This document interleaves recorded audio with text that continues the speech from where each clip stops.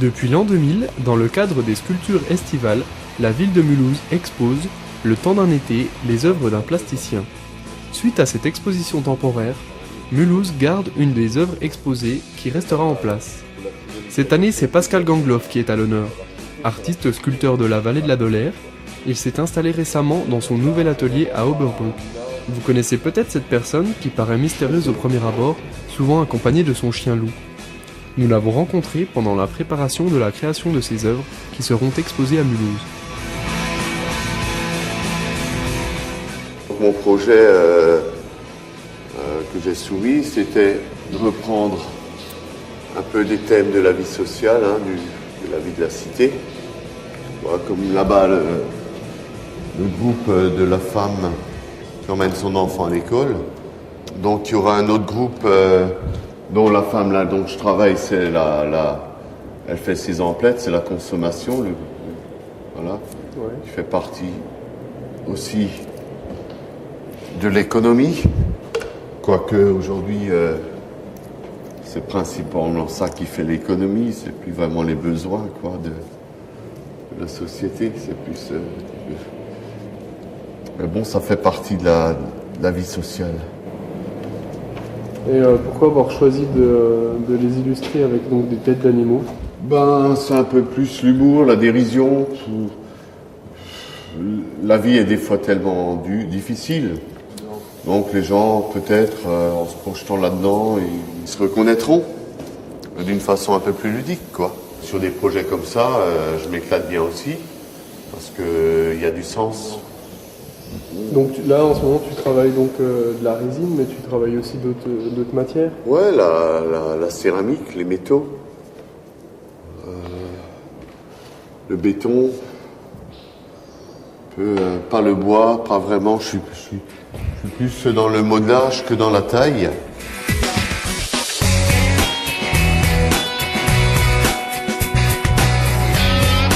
Je m'inscris donc comme sculpteur contemporain, dont la définition pour moi ce serait un artiste qui est en dehors de toute autorité.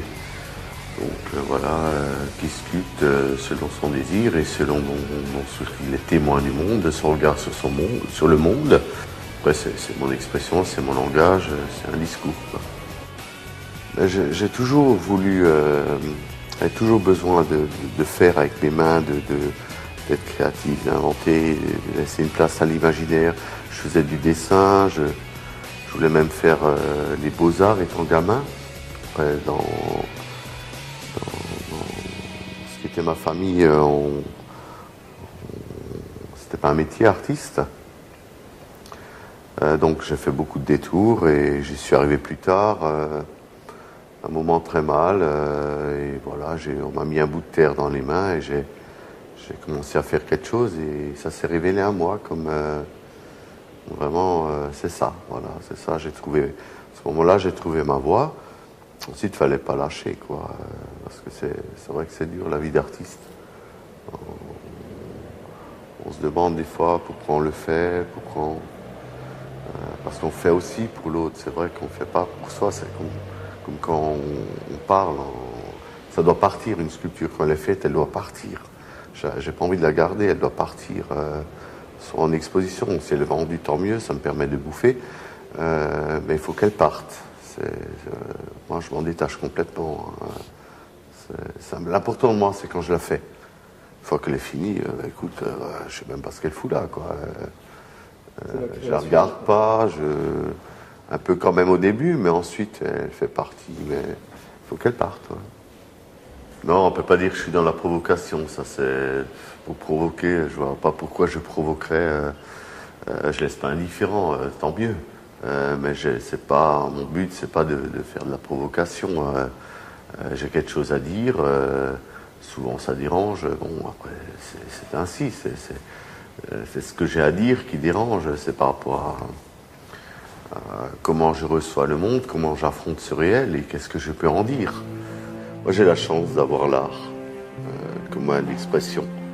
Quand le mensonge social n'a plus de place, ne trouve pas sa place, il laisse place à la violence. Bon, moi, l'art me permet justement de ne pas tomber là-dedans.